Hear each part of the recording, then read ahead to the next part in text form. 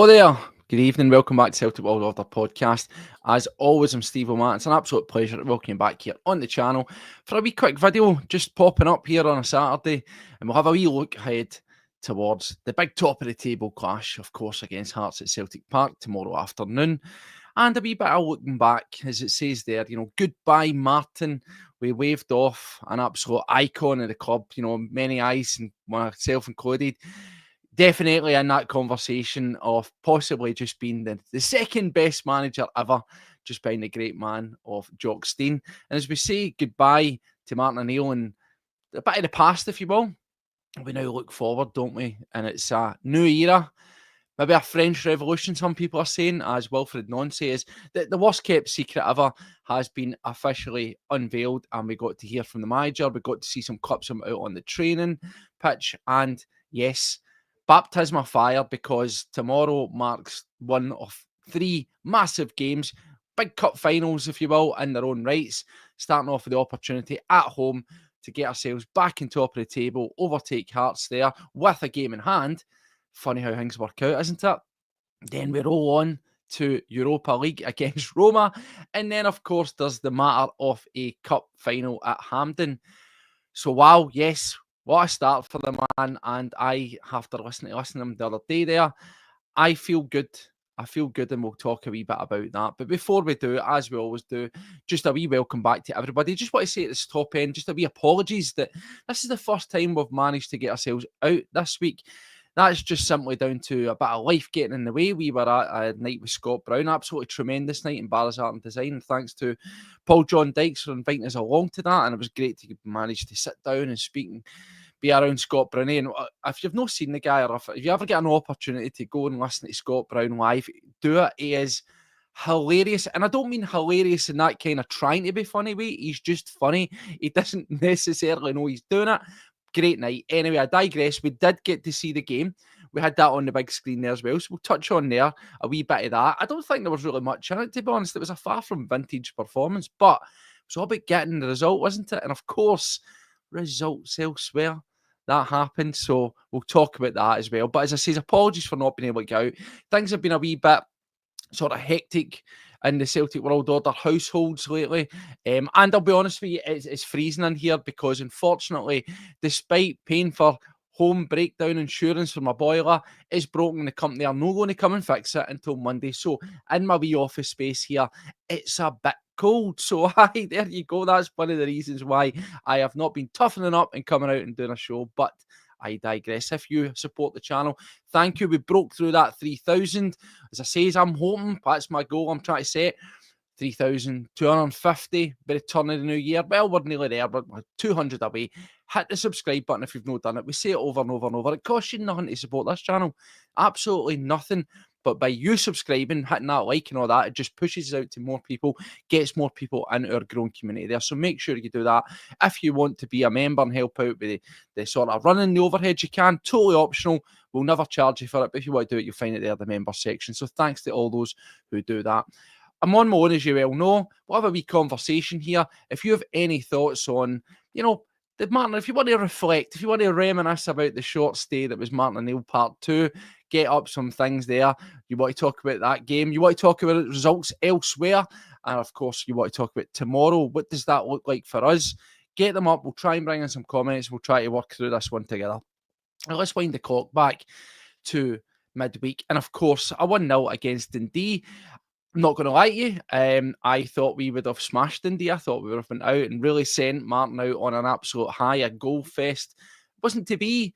And I think that it wasn't a particularly bad performance, but it was just one of those days, wasn't it? It was one of those days where you could try, and it just took one goal, one moment of absolute quality, and of course, bravery by Maeda to get it over the line. But I didn't think it was a bit of a damp squib. I don't know if it was maybe the occasion, the whole idea of it being Barton's last game, that maybe that was at the back of their minds, and it was just, bit psychologically sort of draining, a massive event, and it maybe didn't transpire the way that we did. But no, I was quite happy with it. I don't really want to pick through the bones it too much, because I don't actually think in terms of action and incident there was really too much to talk about. I think that it was, as I said, just one of those by the numbers games.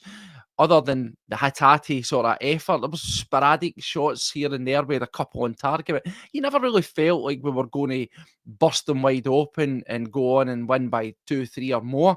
And of course, in terms of our performance, I thought once again it was relatively tidy. Nobody really put their head above the parapet and grabbed the game with the scruff of the throat and all those other adjectives and sort of, cliches that we use. I thought it was a tidy enough performance, and bar one dodgy bad effort, a back pass header from Scales that obviously let in Simon Murray, rattles the bar, and then there's a secondary save. Other than that, there was nothing really there to write home about. We obviously saw a couple of different performances, a wee bit of disappointment. Sriracha taking an injury. What do you think of that? I want to actually just use that as a sort of talking point. Sriracha's a guy that we've been on here and we have been absolutely talking up, loving it and saying, yep, we like what we see. He looks like he would be a super cheap option and definitely one that we should be looking to sort of explore, start those conversations in January, or, try and get him at the summer if that comes round. He obviously goes off before half time, and yeah, it's another hamstring injury. And to be honest, he looked in a lot of discomfort. It looked not quite as bad as we saw with Osmond, where he was in floods of tears, but you saw him. There was a lot of disappointment in his face, really grabbing at the sort of leg. Aye. And people are now saying, don't get near him. He's injury prone. 2 injuries during a long period. Yep. Is that injury prone? Do you think that is, would that put you off wanting to sign Sriracha on a permanent? I mean, I don't know for me. I would definitely say that in terms of the hamstring situation, it's pretty rough when you actually look at the the sort of amount of injuries that we've got, and they always do seem to be hamstrings. Again, that it continually keeps on coming round. There's Johnson, there's Callum Osmond, James Forrest is back into doing a bit of training. There's a couple there straight off. And then, of course, Cameron Carter-Vickers, he's long-term. So the injuries are really problematic, and it is starting to sort of show and make us look a bit thin. But I would still take a punt on him come end of the season or whatever. I would still, if the price is right, as they say, if you could get him in at a song, get him in relatively inexpensive, I would have him as a good addition. I would still definitely say we then go and get another better, I would say better. I think he's great quality, but what I mean is somebody who hasn't had the injury issues. Go and get somebody, identify that's who I want to be my second choice, or maybe it will be something else because Wilfried Nancy, he might go to that back three. That might move over, Kieran Tierney. So who knows? But I would identify another one, and I would still be happy to have Sriracha on board. That's what I would say. In the same way that when we had the Greg Taylor debate, I says, you know what, I want someone better than Taylor that's closer to Tierney's quality. But I'll have Taylor about no bother. And I'm very much the exact same with Sriracha. Have Tierney, have Sriracha, but you need somebody in the middle. You need another middleman in that same position, and I would go for him. Disappointing he was injured, but then we look at some of the other ones as well. Donovan comes back in. Again, young Donovan's sort of been up and down. He said good points, he said bad points, and I felt, again, a decent enough performance from him. I thought they come in, he looked stable enough. He looked, dealt with things that were put there as well. So, fair play, giving him a chance and getting him back into the mix as well. Hatate, McCown, they kept the positions as well. The status quo remained, and rightfully so. And even the likes of Yang still getting game time, who I thought, again, as we always say about Yang, there was a lot of good stuff in there, and then there was a lot of sort of Yang-type stuff, as we call it. There's no other way of putting it. But I find that interesting, and I think when we look at the game at the weekend, I'll be interested to see how Wilfried Nancy sets up, who he goes with. Now, we know that what he said in his interview, and we'll go on to that, where he says that they didn't, he's not going to go in and try and wholesale change things right away, because he simply can't. There'll be a wee sort of bit of bedding in. There'll be adjustments made. He says he wants to create nuances to the way that Celtic play. So he's not wanting to come in, tear it all up, rip it up and say, right, see everything you've done, guys, forget that. This is how we do it now. He realises that that's so short-sighted. And as he said himself, it would have been great to have come in at a better position, come in with a pre-season, or even the likes of what we don't get, the old winter break, a proper shutdown where he can get around the team and see what they've got and work on it. No, it's just the day-to-day. So he said it'll create nuances to the way that Celtic play, and then later on in the summer and whatnot, we can really assess what we've got, and that's when he can kind of, find his flavour, find the way he wants to do it, and probably ultimately make those changes, make those system changes. But I did like what he said as well about the players, where he said that he likes them to be able to play in a number of positions. That is something that is going to be very interesting moving forward, because we've had this conversation about certain guys. He's not that type of player. He needs to be in this position. We've debated what was Engels' best position. We've debated, what should you be doing with Nygren? Where should he be playing? So on and so forth. So if the manager's wanting to come in and he's wanting to identify players that can work in different positions and have a level of flexibility, which of course won't just be for a bit of cover and having a better grasp of, the sort of positions on the pitch and being more versatile. It's obviously to do with wanting to mix up the formation, which is 100% something that Celtic need to do. Celtic have been very fortunate in terms of with Martin O'Neill coming in, with Maloney and Fozzie and the likes, and they're coming in and they gave us a right good bounce. They didn't, when you look at it, they didn't massively change too much, really. They didn't. But that idea, the nuances there were what we've been shouting out for, wasn't it? There's still an element of retention, keeping the ball and making it happen, but being more purposeful, not just shoehorning it around the back to keep holding it for the sake of it. So their nuance, if you will, was cut out the number of passes, less passes, more purpose. What the nuances will be from Nancy remains to be seen. But yes, as I say, it's just to skim over the top of the game again from Dundee. All right. I'm happy. 3 points was all that mattered. And it was good to see a wee bit of rotation. We got to see Bernardo coming back. And again, there's another guy. Nancy's going to come in. He's going to assess everybody that's in the squad. And yeah, let's see what he's got. We've seen the training videos. You've seen guys like Simpson Pusey in those videos. Maybe we'll look at him. What's he going to do? Is he going to bring him in? There may be an option there. And of course, the lesser seen, Shin Yamada. What does the future hold for somebody like Shin Yamada? This is the thing. We've got, so many guys that are still floating about the squad. And one thing's for sure, he's come in and he'll want to look at them with absolute fresh eyes. What do we think in terms of guys like Balikwisha, for example, the lesser seen again, not even had a sniff. Barely getting a sniff when he comes in under Rodgers. And then the same thing happens again. Martin O'Neill mentioned him previously and named him and says maybe he'll get a chance under a new manager. I'm very interested to see what's going to happen, because if these guys don't start to break into the squad, Balikwisha, Shin Yamada, Simpson Pusey, if they can't get in and around the squad under a third manager, then what do we do with them? What date we do with them? But as I said, the result there, very, very good. Stable performance, got the job done, bit of grit and get through it. And I tell you what, I take my hat off to Maeda, because I can't believe that guy played on. So, we've all seen him at training. He's got the fat eyes out to here, it's massive. I thought straight away, seen it blood, and I'm like, concussion, he's done. He's off, but no. Bandage on, old school, straight on, finishes the game. And I think it'll be massive that he plays at the weekend. Absolutely huge that he plays against Hearts. And he's got to. But very, very brave. Tacks that header and he just cops it right in the coupon. But very brave. But that's all we needed to get the job done. And then, of course, results elsewhere. It couldn't get any better, could it? Disappointing, of course, at Tannadice when the baddies snatched a dubious penalty in the 999th minute or whatever the hell there it was. But still, we're splitting hairs. We're talking the difference between being 9 points ahead and being 10 points. Much here, muchness. And of course, Hearts, who are our opponents at the weekend, a late goal into them, 90 minutes. Goalkeeper, horrendous, stinking, bundles the ball. And there we go, taking advantage. And it just changes it. How the tide has changed. How it has went and turned. Because I hold my hands up. You all know it.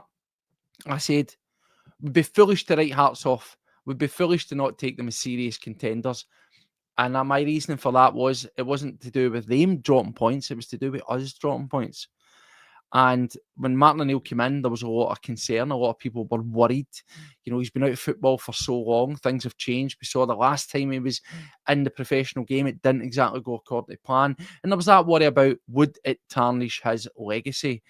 Worries about, what if it goes wrong? What if we just continually drop points and, it bows out and I can't believe he's done it. 100% record domestic. Fantastic. Midtjylland aside, what are you going to do about it? I mean, we all saw where Midtjylland are.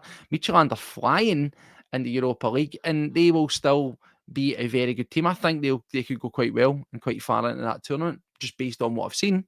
So there's probably no shame in that, but we learn from it, and then we go and put in a performance against Feyenoord, and we get the job done. I think it's been a phenomenal second spell for Martin O'Neill, and of course that then brought in the question of, would we have kept him on? I think there was a lot of people. What about yourselves in the comments? Were you in the Martin O'Neill at the end of the season camp? Because I think that for me, the only concern really there was the fact that we would get to January and we know we need players in. But if it was only ever going to be at the end of the season, you probably couldn't go there and make informed signing decisions and choices. If the board make informed such things as decision making when it comes to signing. But you get what I'm saying here. How can you go and sign guys in January with a view of the long term if you're only going to be there until the end of the season? I probably thought if Martin O'Neill were to have stayed on, you would have got a couple of loan deals or something just with that, like the here and now in mind. But again, that's not the way to work, because it's probably worked out better what we've got here. Make a change. Wilfried Nancy gets a wee bit of time to just look at what he's got. Anybody could know, don't need to be a brain surgeon, smart to sort of work out what Celtic need and what we lack come January. But it'll allow him to look at the here and now between now and the end of the season. And then also, future plan for into the summer, because there will be qualifiers for Europe, whatever version of that you're going to be into. So it was always important to have someone that could come in, deal with the here and now, but they're also going to be there beyond. And I think that as much, I heard some sort of stories and rumours that as much as Martin O'Neill cut a figure who was quite happy to just turn up, do what he was doing, savour the moment, enjoy it, there was maybe this wee swirl inside him to think, do you know what, this ain't too bad, I'd maybe keep this on. But I think, and yeah, I'm just bringing this up there. I'll be honest, and it's bleary-eyed and it's romanticism. Of course we would. But as I said before, and it's no disrespect to the man, we can't allow what needs to happen. We couldn't allow progress and moving forward to be masked by, niceties. That's the one thing that I would say. We just couldn't do that. And I know a lot of folks say, "Where you go, Steve? Oh, come on. That's what it's all about." I do get it. I really do get it. But we need to progress. And a lot of people have said as well, maybe Martin O'Neill will be involved in some. It can, again, when you bring in a new manager, he's there. He makes himself available. We've heard Wilfried Nancy say it. We've heard Martin O'Neill say it personally, that if they want to have a sit down and a chat and a wee bit of a handover and, talk about what they've learned or what Martin O'Neill's learned for this squad and pass it on. Of course, Wilfried Nancy will make his own decisions and come at his own conclusions with people. But if he wants to know, this is what I've observed, he'll listen to them. And I think they have had a wee sit down, have done that. But you can't have a big figure like Martin O'Neill holding somebody's hand into a cup final. Thank you very much, Mitch. Absolutely beautiful. Really, really appreciate it. Humbled for anybody that gives donations to this channel. So thank you very much. And I hope you're having a fantastic Saturday. I know there's a game about to kick off.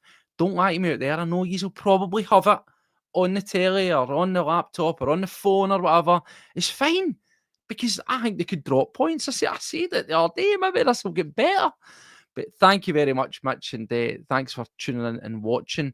But back to what I was saying, I think that you can't have such a big figure sort of casting a shadow. People always say, is it cold in the shadow of Jock Stein? And Martin O'Neill's got that Jock Stein-esque aura and presence around him. He's royalty at Celtic. He is literally a living legend. He walks into a room and people look, Martin O'Neill. And that's great, but it can also be a wee bit sort of detrimental and, a bit put you into your shell as a new manager. And this actually made me think, because I was sitting here with Paddy and a lot of people have been talking as well. And I think that a lot of people are sort of maybe turning on this. But I says I would love to see him go upstairs into another um, into another role, a director of football or something involved on the board or something from a footballing aspect of it. And again, I think that'll be up to the club, Martin O'Neill, and I would also say it would involve Wilfried Nancy. He would be asked for his input on it. And as much as I like that idea, I still now, as I just said there, I think that maybe having a presence around like Martin O'Neill, it would maybe feel like your homework's constantly getting marked, and looked at. And as much as I'm all here for it, I would definitely keep him involved at the club in some capacity, even if it was like an ambassadorial role or something like that. I now see the potential for him being such a sort of, maybe not by design, but overbearing figure. I don't mean he's going to be, looking down on the manager and scrutinising him, but psychologically at the back of your mind, just thinking, fuck, Martin O'Neill's up there and he's watching me. And we look at that and we saw that, didn't we? Particularly we look at Alex Ferguson's influence at Man United. He was in a kind of upstairs, backdoor role, and he was sort of there behind the scenes. And it must have been huge pressure on every single manager that came and failed at Man United, because they always had him there. And I think there would have been an over tendency to use that crutch to constantly go to Ferguson to speak to them, to seek advice and things like that. And by doing that, I think you maybe just lose sight of doing your own thing and it doesn't work naturally. So yeah, I've kind of came around a wee bit on that, where I would like to see Martin O'Neill in and around the club, but I'm not so sure how involved I would want him to be. I think a clean break, moving forward, in with the new, so to speak, and try to change everything for the ground up and allowing those guys to come in, have autonomy and move forward. I think that's the best way to do it. I think that's absolutely the best way to do it. The emotional send-off, I don't know about yourselves. I don't normally tear up a wee bit, but I had a wee bit of a lump in my throat as he was walking around and waving off everybody, and you saw it. And when he spoke, I was kind of like, right, okay, he just sort of said the basics. If he went any deep and started really, really talking away and getting sort of a wee bit soppy, I might have burst into tears like a big Wayne, but I didn't.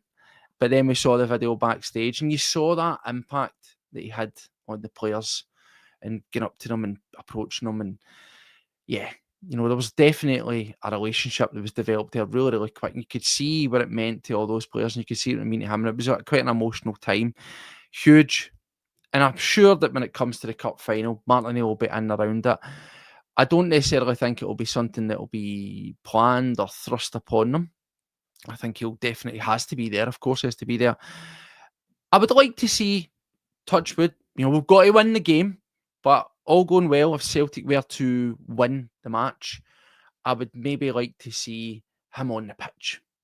I'd maybe like to see him on the pitch with the new manager and sort of showing that coming together, that sort of passing the torch moment. And just for him to have, he won't want it, but to have that wee sort of moment on the pitch with the players, hopefully with a trophy in their hands. And I think that, see, from what I saw and heard from Wilfried Nancy, he strikes me as a really sort of genuine guy. I hate using the term, he gets it, but he does in terms of that emotional connection. Some people said that about Ange, social folks said that Ange, it was all sort of for show and it was a bit Jack and Ori and things like that. So maybe it was disingenuous, but I think that when you listened to Wilfried Nancy, at least, for my reading off it, he genuinely sounded like a right grounded guy. Really grounded, really humble, eager to prove himself, believes in himself but without arrogance, and understands the sort of importance of football to us as fans, and that we live and breathe. And that's very much, he says, the way that he sort of lives his life. And he said that he obviously identified a lot with the sort of background and the history of the club and things like that, in terms of what he sees himself as a person, how he wants to live his life. Now, we've already, we'll go around that and say, well, there's maybe folk upstairs that I've lost sight of that element of things, and yeah, I'm pretty sure we can agree on that there's a disconnect. There's a long disconnect between fans and board, and understanding the board down to ourselves and things like that. But if that unity and that sort of togetherness is there between players, manager, and fans, well, that's as good as any, and that's more important. Obviously, I want our club to open us with big, wide open arms and want to be involved and plenty of good communication and showing the value and love for their support. Yep, we want that. But for me, it means more coming for the manager and the players than it does the guys in the boardroom. I really couldn't care. And then Robert Duck saying there, a Frenchman who didn't have arrogance. That's new to him. Do you know what? It is one of the oldest cliches in the world that sometimes Frenchmen can be very abrasive at times, particularly in football. There's a lot of fiery Frenchmen. There's a lot of arrogant Frenchmen in the football world, as we well know. But that's confidence. Arrogance and confidence go hand in hand.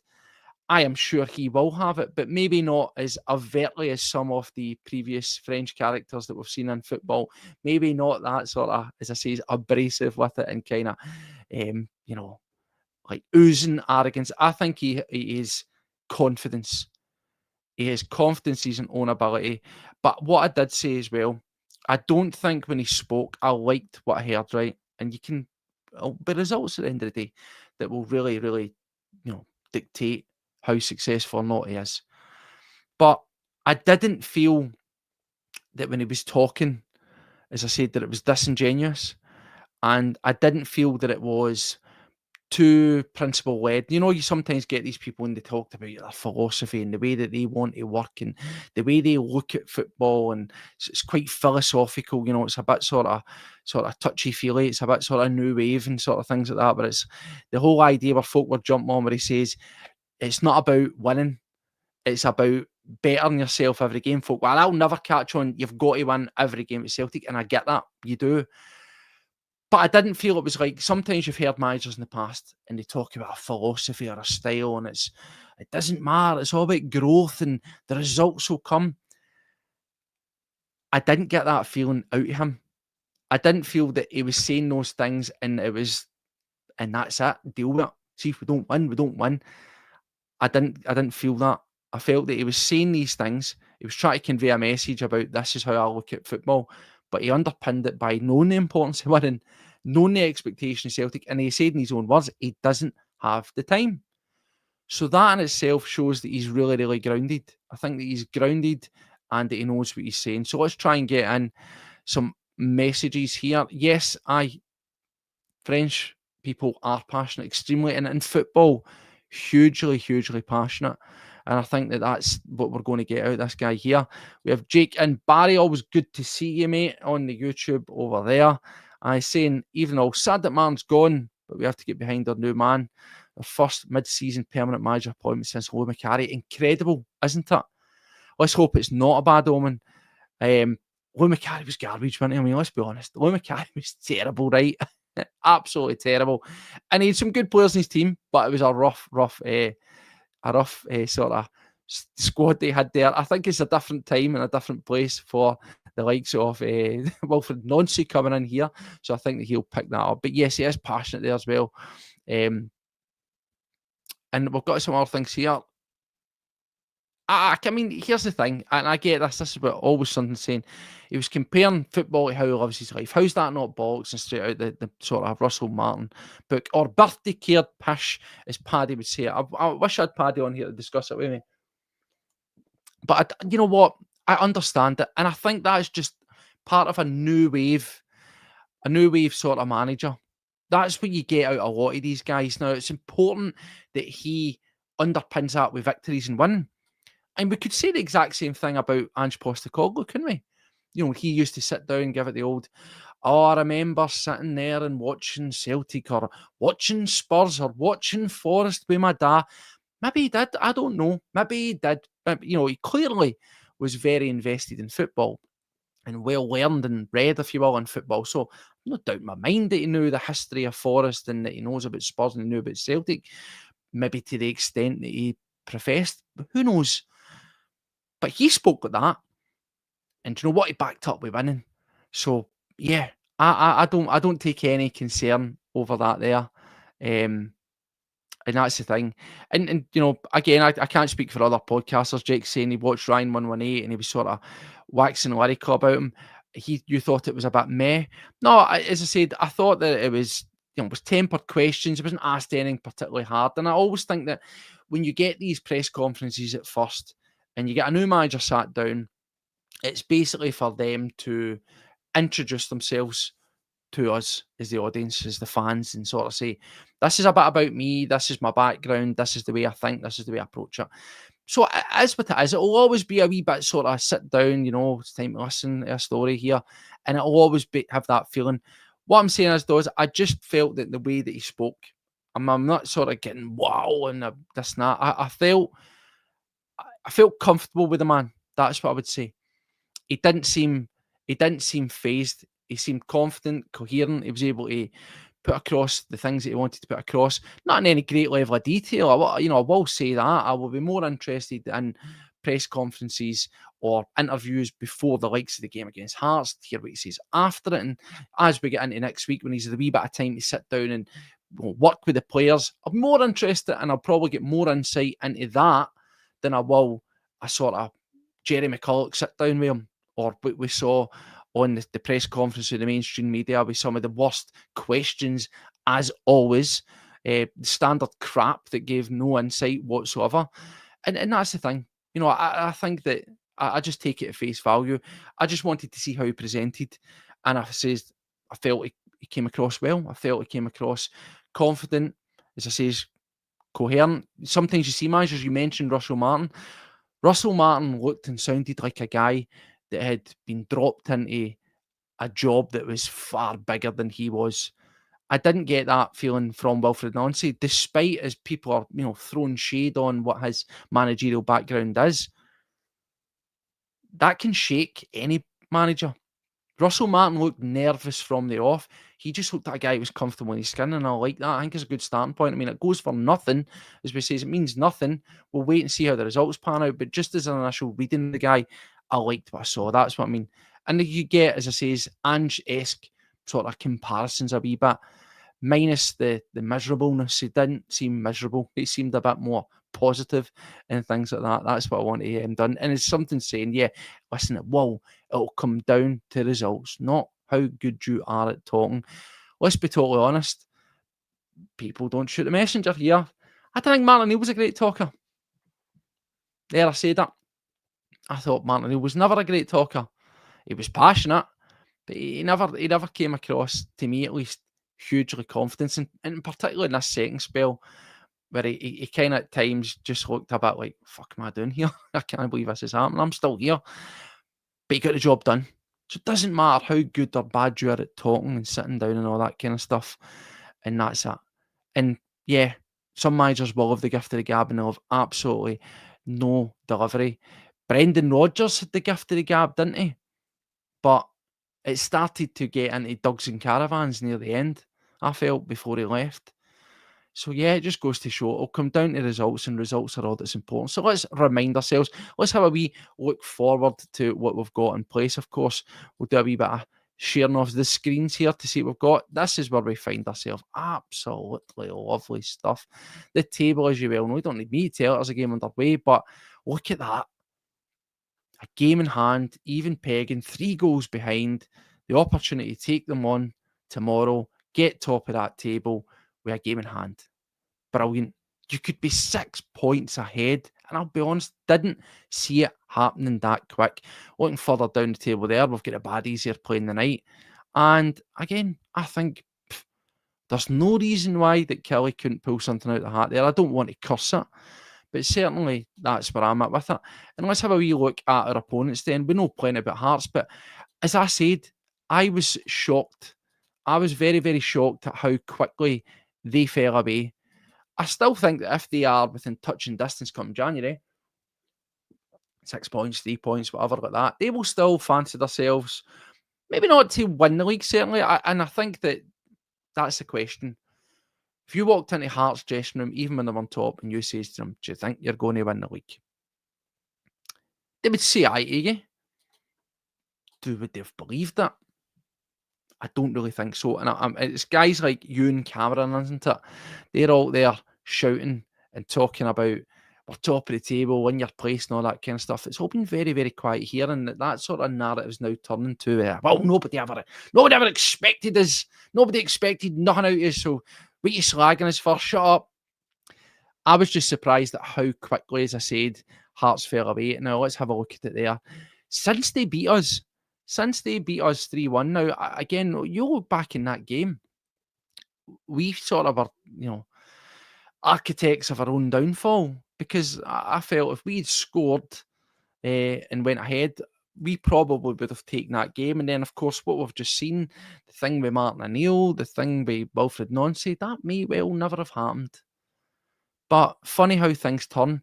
And then just look at it, 2 each with St Mirren. They get a win, obviously, sort of Dundee. But just look at how quickly they have fallen away. It's insane. Absolutely insane. 2 each with, St Mirren. 1 each with Dundee United. Again, another game that they could have lost. 1-0 to Aberdeen. Again, Motherwell, nothing each. Couple of goals cut off in that game. And then, of course, Kilmarnock. It's just the rate how quickly they've dropped off that really, really surprised me. That's the one thing that I will say. I think that their squad was always going to be quite thin. It was always going to be problematic if they had injuries or they were having to play the same guys, week in, week out, full 90 minutes, or as near as damn it, the legs were going to go. But I just never foresaw it. And it's funny, that's the thing. I'll always be honest and hold my hands up and say, do you know what? I was sitting here and going, aye, look at their lead. There's no way they're going to chuck that away as rapid as they did. But yeah, funny things have happened. And then look at that there. I mean, it doesn't really get that easier for them, does it? There's us, then there's Hibs, then there's Rangers. Well, maybe that will be easier from who knows. They've got some tough games in there. Just look at that right up to December. Hibs, Rangers, us. Aye, this gap, by the way, this gap could grow. And aye, they did. They'd won the league in October. I'll be honest with you, I thought that they would have. I thought they would have still stuck about. I don't think they would have capitulated quite as badly as they did. But yes, let's just compound our misery tomorrow. And the one thing that I would say there as well is, look at it, right? Look at the goals or sort of lack thereof. Now, we went through a period.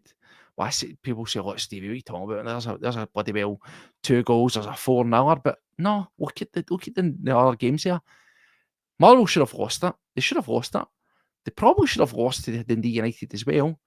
Kilmarnock, I didn't really think. I thought they would have just ground it out much like the way that we did midweek. I thought that's probably what would have happened there.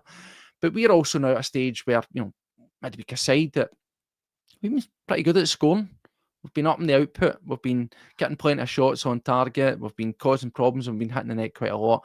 And that's important. How does Wilfried Nancy sort of carry that on into tomorrow? In terms of the team, what we're going to get, well, as we know that the injuries are there, and that's obviously going to limit it, I think we'll just get a bit of the status quo. I think he'll pretty much just keep what we saw midweek there and push it forward. If there was maybe going to be a change that would happen, well, obviously we know Kieran Tierney's going to come straight in for the start. That's 100% going to happen. And then realistically, outside that, your only other debate is going to be, do you again persist and keep playing Yang, or do you bring in Tanecki? And I think that maybe the bit of time out the side on the bench is a good thing for Tanecki. He's been one of the few bright sparks in Celtic's sort of signings that we've got in there through that sort of drastic period. But he needs to increase the output, and that's hopefully where a new manager coming in, new way of thinking, maybe he'll adapt, move the chess pieces around and get players doing things that they wouldn't normally do. That's what he really needs to do. He needs to start adding assists and goals to his game. That's vital, because yes, he runs at players, he does the right things, he looks dangerous, but as I've said a million times over, and I love saying it, it's all sizzle and no steak. It looks great, but where is my sort of results? Where's my output? Where is the goals? Where are the sort of defence splitting key passes that you're sliding a player in, the crosses that are resulting in the goals? That's the one thing that I would say. And actually, that's got me thinking here. I want to have a wee look at Tunetke and see if I can actually see what his stats are for you, because I mentioned this on another show the other kind of recently, and I said that it doesn't look that great. I mean, this isn't me going off on a sort of a witch hunt against Tunetke. I just want to look at sort of in profile here. When we actually look at what he's done so far for Celtic, he started off like house and fire, and then it's been a wee bit of diminishing return. So yeah, here we go. Let's get up everybody's favourite, or maybe not favourite, transfer marked. They're always handy for some info, and have a wee look, because hey, do you know what? I'm sitting here and I'm having a slight bit of criticism on him, but aye, there's a lot worse out there. I'm looking at you, Balaquisha. So let's have a wee look at Tunetke and see what he's done or not done. So there we go. As it says at the moment, 1,067 minutes on the pitch. 2 goals. No assists. And that's poor. Now, if I hadn't said that there, would you have thought it would have been as ineffective as that? Because I don't think a lot of people would. And that is the thing. It comes back to how your eyes can sometimes deceive you. You see a guy that's running at folk, playing at energy, beats a guy, chops back, beats the same guy again, runs forward, but there's nothing there. There's nothing there. And 17 outings to have scored 2 goals and not actually have done an assist to your name's pretty rough. And in fact, Yangs will be better than that. That's what's absolutely wild. I'm interested now. I'm going down a wee sort of side street here, but let's have a wee look at the bold Yang. Let's have a wee look and see what Yang's done, because I'm very interested now to see what as I think it'll be higher. What do you think? Get your guesses in. Will it be higher? It probably is for this season. There we go. Oh, look at that. 2 goals. It's near as damn it the same, but 2 goals. 725 minutes. There we go. So it's marginally better, but this is exactly what we're going to have to have a look at. I think probably, as I say, is the state of scoring wins. He'll chuck in Yang. There we go. Compared to Yang's, what do you think? Off the two of them, then Robert Duck. What do you think? They're 2 goals apiece, and there's been about 300 odd minutes a difference between them. That's crazy. And I wouldn't have thought that. I would not have thought that. I'll be honest with you. Never ever thought that there. But aye, it's definitely something that we to look at. To touch back on to some of the stuff that the manager says, he basically said he's going to have a look and assess the team and then make changes, come the January sort of window. Nothing too wholesale. He says, I like to take my time. I know that I don't have a lot of time here, but the idea is to be coherent and programming the profile of player that we need. So this comes back to when we're talking about how the Celtic do their business. We said we're hoping to move forward and modernise a wee bit and use the sort of data-driven sort of selection process to our advantage. Robert Duck's a Yang man. And he won us he won us a penalty too. There you go. So I'm still on the Yang gang. I'll no make apologies for it, but do you know what? If you're asking me who am I starting tomorrow, Yang or tonight, I'm starting Yang. He's a bit of Yang action. Would I start McCown though? Or Nygren? Neither of them are truly right wingers. I think I want to go back to Nygren. For the game tomorrow. I just think that from a sort of additional goal threat, he just offers a wee bit more. We know that he'll tend to drift in a lot more. You kind of lose that sort of right wing potency there. So that's it there. So yes, tomorrow comes. We'll see how it works out, and hopefully it'll be a good start for our new manager. Hopefully we get a good performance to the side. I'm sure everybody that goes on the pitch, of course, new manager bound, still want to impress. They want to go out there. They want to make things happen. So I'm expecting an all energy. There we go. Jake Barry saying, one of the favourite quotes, Yang is quick. I've said it a million times. I've always got concerned. See, whenever somebody describes a player to me and turns around and says, you're signing such and such. I was he like, oh, he's rapid. I see this guy. See if that's all you've got. If that's your go-to to describe a player, they're fast. It usually means they're not that good. But Yang, Martin O'Neill said that, and Brendan Rodgers has said that, Martin O'Neill said that. I'm just a guy sitting on a podcast, and he says there's definitely a good player there. He just needs to be more consistent. So maybe I will be proven wrong, and by the end of the season, I might be in the Yang gang. I'm not going to guarantee that I will be, but maybe I will be. So anyway, yes, the game will take care of itself. And of course, people are now asking about other events. As I've said before, we'll always talk about the other events that are circling around here. We're never going to shy away from the sort of disconnect between the fans, the board, and all that stuff. But at the same time, we also don't want to allow it to consume the shows, because it's it can be quite draining to sit here and constantly be moaning and constantly being on. But yes, I have been asked in the comments here what's my thoughts on sack the board and fans getting in different bands. Well, I've never, Southside Rebels 88 is asking that question. I have never, and nobody, Paddy's Yang Gang, 17 months member, and he's also a member of Paddy's Yang Gang. Thank you for your continued support, 420 as always. But back to what I was being asked. Never changes. Listen, we've never shifted on that. We don't think that the current board is pulling its weight, that it's fit for purpose, and I have low confidence in it to move us forward. That's where I am at with that one. In terms of fans getting indefinite bans, again, we've been very clear on our sort of reading of that situation, where collective punishment is the term that gets used. Does seem unfair.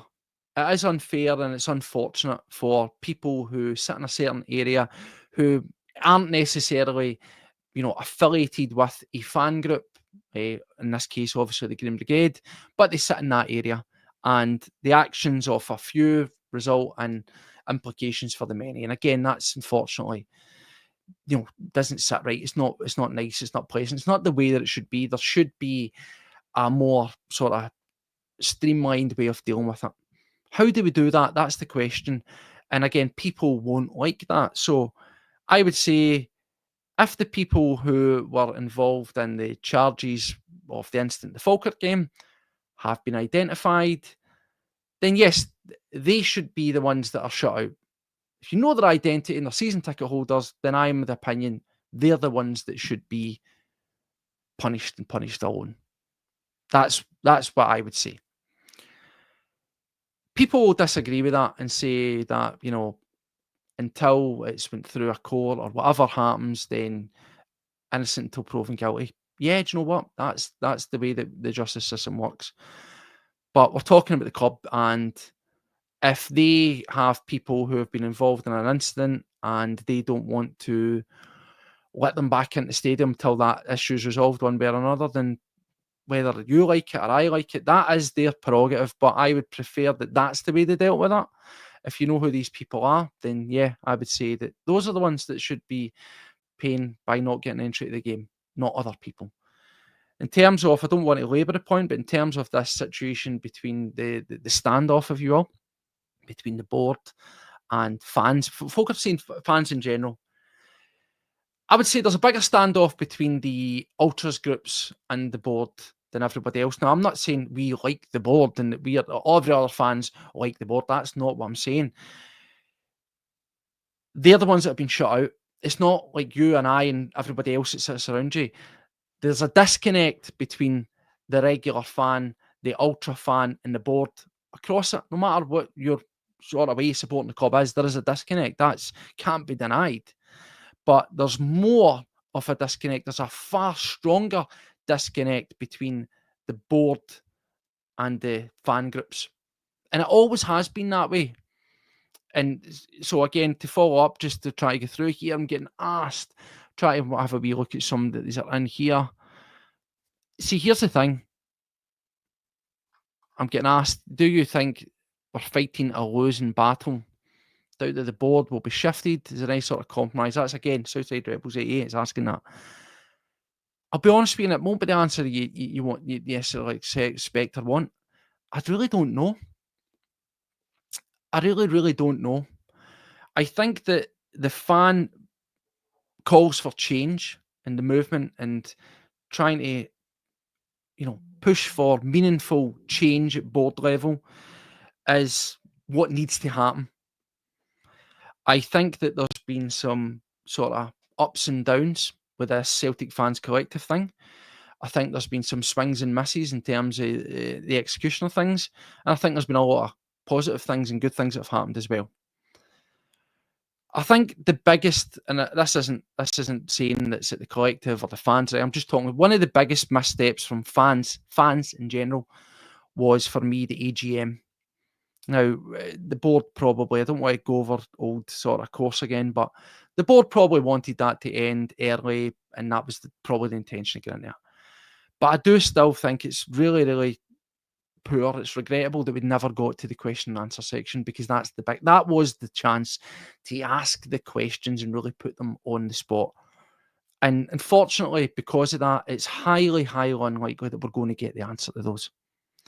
In terms of how it moves forward, I think that it all needs to be sort of taken stock of and recalibrated. We put our name towards the 7 questions that were on the initial open letter, and we still have not got those answers. And as I said before on a previous show, that's where our involvement with the fan movement and the collective begins and ends. We signed and agreed to 7 questions that we, as part of the Celtic fan base, wanted answers to. Everything else that came, protests, planned things, meetings, were nothing to do with. I've said that over and over and over.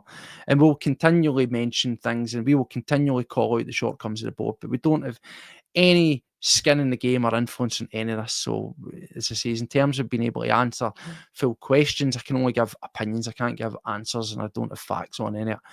But I do think that it all needs to be recalibrated, and it needs to be achievable goals set out. Because as you've said there, I don't think you're never going to get wholesale change at board level. You just aren't. And yeah, I think that all the board basically are too long in the tooth. They've been there for yonks, they've been there since the days of yore. There's guys that have been there for 25 years and stuff like that. It's ridiculous. But you're never going to, in any business, because Celtic are a business. I know FC not PLC, but we are a business, and football's a business, but you're still ran as a business, right? You'll never go into any company and just go, boof, you're all sacked, out the door, empty the boardroom, and just plop in another 10 new folk and go, right, get it all together and make it happen. It doesn't work like that. So this is where I think that the fans need to start sort of funneling down and working out really, really set goals of what they want. Now, I'll use Rangers as an example. Rangers, don't talk about them. I will, because of this. They were unhappy with their board and their structure and who was involved and who was running it. And they identified two people that, yes, everybody else was expendable, and they probably, like ourselves, would just want a clean change and all the bodies out the door, right? But they funneled it down and narrowed it down and went, these are the 2 worst offenders. These 2 here are the ones that have to go. They have to go first, get rid of them, and then we'll take care of the rest if we need to. I think that's what we need to do. Because sack the board is a chant, but sack the board, what does it really mean? If you ask yourself, it doesn't really mean a lot. Sack the board.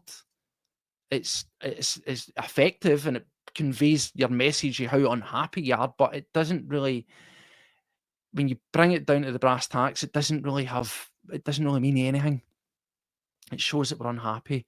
I think that we need to identify, take your pick for them.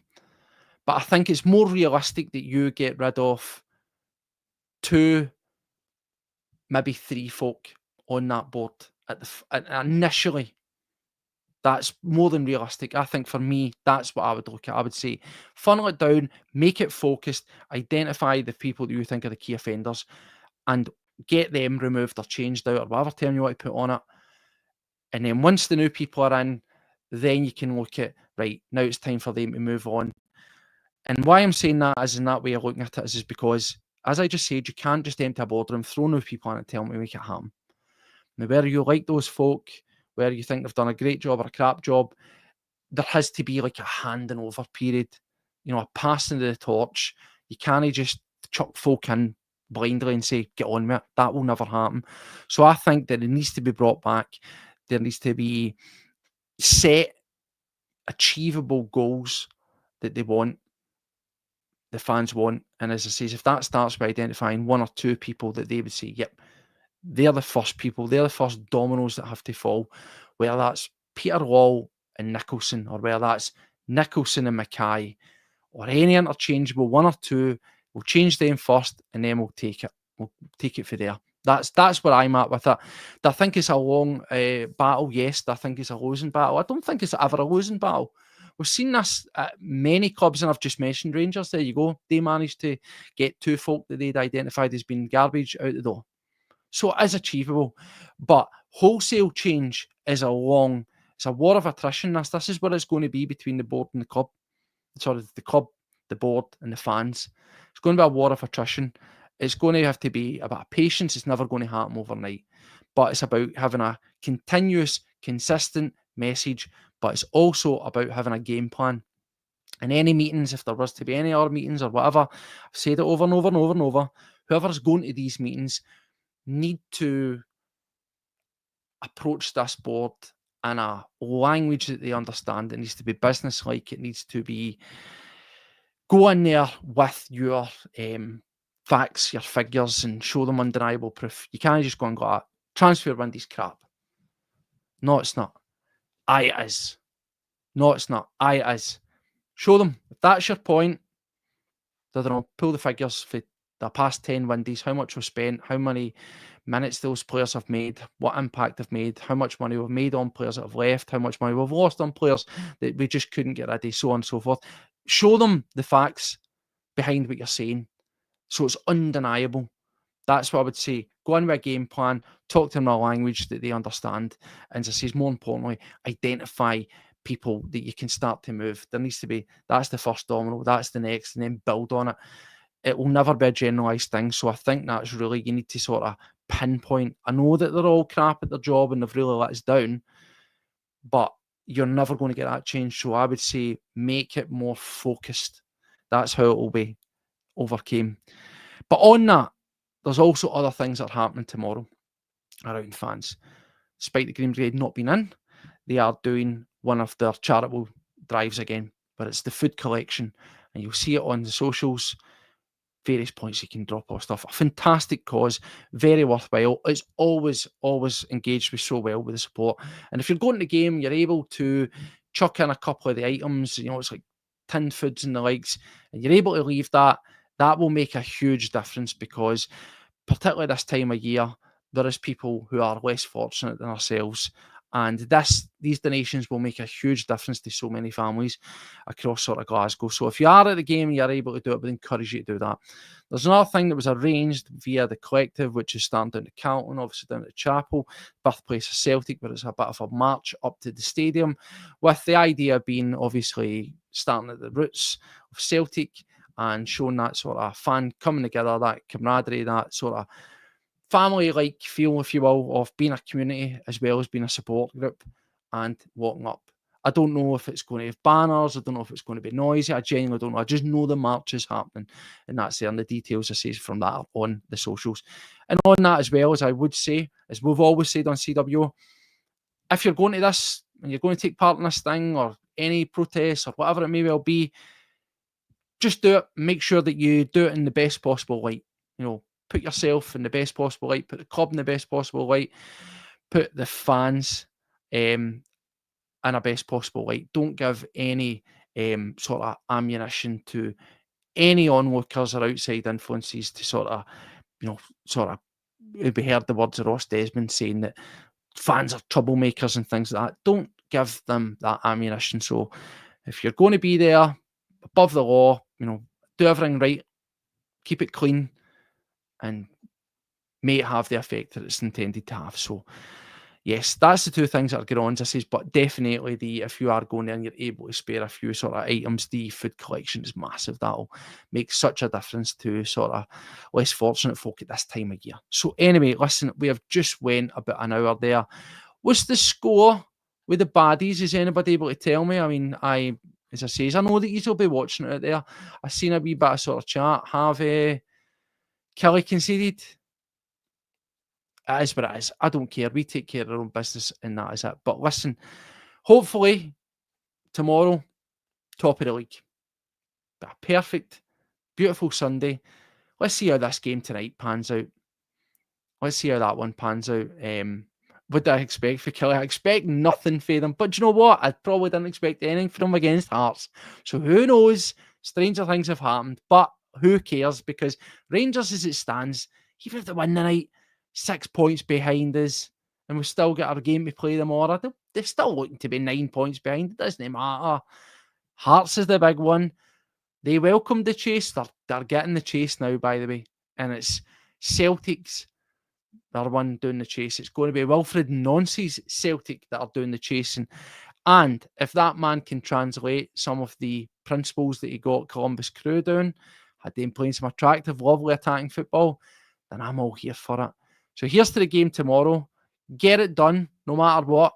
And then we'll just start to take care of business. On to Roma, on to a cup final. Take care of that game in hand. And I think that this Celtic team will grow in confidence. That's the one thing that's been lacking. I think there's been a disconnect, probably, I will say, between maybe Rodgers and some of the players. Some of the stuff that's been happening off the field will, unfortunately, have an impact on it. But as always, no matter what's happening, we'll never lose sight of calling out the board. But it is important now, more than ever, to continue that phenomenal backing that we've given the manager and players, particularly our new manager. Let's get right behind the man. Let's support him.